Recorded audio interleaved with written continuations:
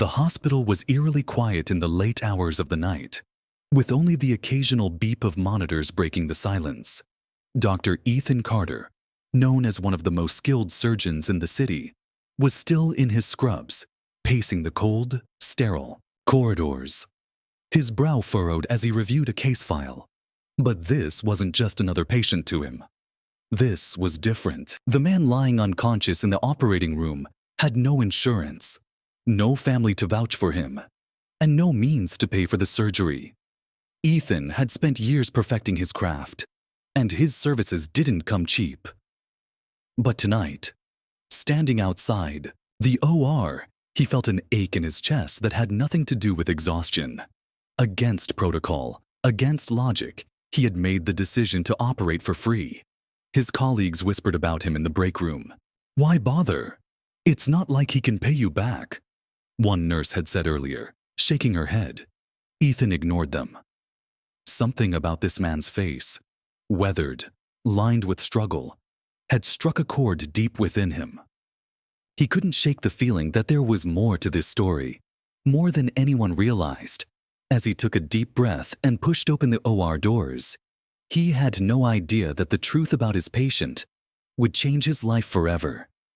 Dr. Ethan Carter wasn't always the polished, confident man he appeared to be. Growing up in a small, struggling town, he had seen firsthand what it meant to live without access to basic health care. His mother, a single parent working multiple jobs, often skipped her own doctor's appointments to ensure Ethan could go to school with a packed lunch. Ethan remembered the night she collapsed in their tiny kitchen, clutching her chest. He was only 10 years old, and the image of her pale face haunted him for years. A neighbor had rushed her to the hospital, but the delay cost precious time. By the time she was treated, the damage was irreversible. From that moment on, Ethan vowed to become a doctor. He wanted to ensure no one else had to suffer the way his mother did. With scholarships and relentless determination, he climbed the ranks of medical school, eventually earning a coveted position at one of the city's top hospitals. But success came at a cost. The system he worked in often prioritized profit over people, and Ethan struggled with the ethical dilemmas it presented. He had grown distant from his ideals, caught in the grind of back-to-back surgeries and administrative demands. Until tonight, the patient had been brought in by paramedics after collapsing in the street. He had no ID, only a worn backpack containing a few clothes and a crumpled photograph. Ethan had picked it up, staring at the faded image of a young boy and a smiling man, his patient, decades younger, holding the boy on his shoulders. The sight tugged at something buried in Ethan's heart. Who was this man? What had life done to him? "Dr. Carter, the patient's vitals are dropping." A nurse called out urgently. Ethan snapped out of his thoughts and focused on the task at hand. The surgery was high risk, a delicate procedure that required precision and nerves of steel. Beads of sweat formed on his forehead as he worked tirelessly to stabilize the man's failing heart. Hours passed, and the tension in the room was palpable. The surgical team exchanged glances, their exhaustion evident.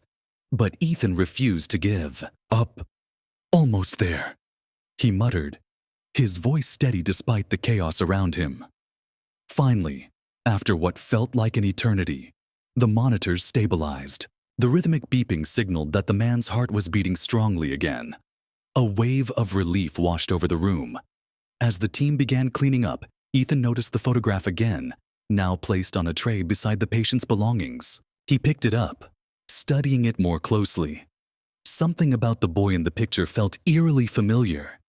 "Dr. Carter, are you okay?" a nurse asked, noticing his distracted expression. Ethan shook his head, slipping the photograph back into the patient's bag. "I'm fine," he said, though his mind was racing. He couldn't shake the feeling that he knew this man. But from where? And why did it matter so much to him? The next morning, Ethan sat by the patient's bedside, watching as he slowly regained consciousness. The man's eyes fluttered open, and for a moment, confusion clouded his face. Then he focused on Ethan, his expression softening. You're the doctor," the man said weakly.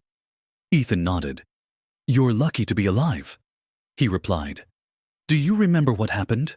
The man paused, his gaze drifting to the window. "I was walking, looking for work," he said slowly. Next thing I know, everything went black. Ethan hesitated before asking, "Do you have any family we can contact?" The man shook his head. "Not anymore," he murmured. "It's just me now." But as he spoke, Ethan caught a flicker of recognition in his eyes, a fleeting look that sent a shiver down his spine. "Have we met before?" Ethan asked, his voice tentative. The man studied him for a moment before a faint smile crossed his lips. "You wouldn't remember me," he said. "But I remember you." Ethan's heart skipped a beat. "What do you mean?" The man reached for his bag, pulling out the photograph. He handed it to Ethan, who stared at it in disbelief. "That boy in the picture," the man said softly, "is you." Ethan's breath caught in his throat. Memories flooded back, of a kind stranger who had once helped his mother when she couldn't afford groceries, of a man who had shown him kindness when they had nothing. "You're Mr. Daniels," Ethan whispered, the realization hitting him like a tidal wave. The man nodded. "I didn't expect you to remember," he said, "but I'm glad I got to see what a fine man you've become." Ethan felt a lump rise in his throat. The man who had saved his family from starvation all those years ago was now lying in a hospital bed, abandoned by the very society he had once helped. Overwhelmed with emotion, Ethan vowed to do more than just save Mr. Daniels' life. He arranged for the hospital's social services team to assist him, ensuring he had a place to stay and access to proper care. Word of Ethan's act of kindness spread through the hospital, inspiring other staff members to step forward and offer their support. Nurses donated clothes, doctors contributed to a fund for Mr. Daniels, and even patients' families joined in to help. Ethan spent hours sitting by Mr. Daniels' bedside, listening to stories of his life, how he had once owned a small hardware store, how he had fallen on hard times after the recession, and how he had spent his last years wandering the streets, forgotten but not bitter. "You reminded me that kindness matters," Ethan said one evening. "You taught me that even the smallest gestures can change someone's life." Mr. Daniels smiled, his eyes glistening with tears. "And now you've returned the favor," he said. "Thank you."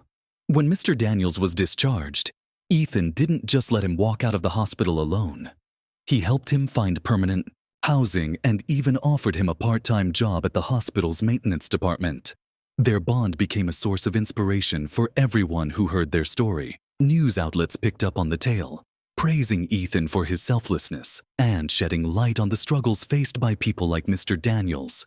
For Ethan, the experience reignited his passion for medicine and reminded him of why he had become a doctor in the first place. He started a foundation in his mother's name, dedicated to providing free medical care to those in need. As for Mr. Daniels, he found a renewed sense of purpose, spending his days mentoring young people and sharing his wisdom with anyone who would listen. Together, they proved that kindness has a ripple effect, touching lives in ways no one could ever predict. If this story inspired you, please like, comment, and subscribe to Echo Tales for more powerful and life-changing stories. Share this video with someone who needs a reminder that acts of kindness, no matter how small, can create lasting impacts. Let's spread hope and compassion together.